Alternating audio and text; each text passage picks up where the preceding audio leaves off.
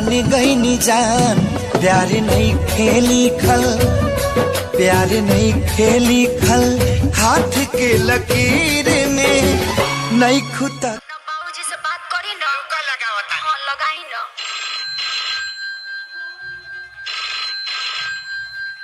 ओ पापा हम बियाह कर लियो का बियाह कर लियो हमरा ले बताइले तू बियाह कइला त हमसे बताइला नया बताइला त हम कह के बताई।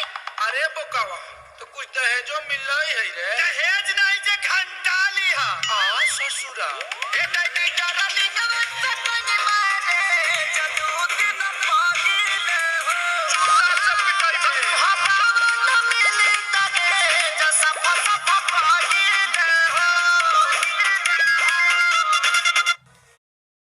लाइकी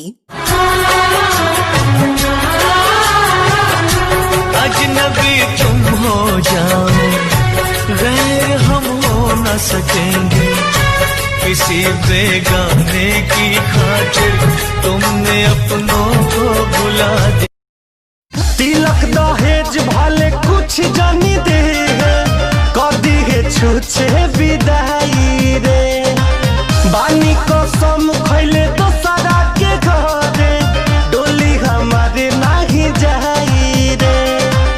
बुझू पारा बलम मैटर बसरी रस, नहीं तो मम्मी ला बिगड़ी गे जाई। मम्मी रे दूसरा से शादी न करो, न भारे हम मरिए जाए। पहले दिल को बनाया, प्यार उसमें बसाया, फिर मुकद्दर में लिख दी जुदाई।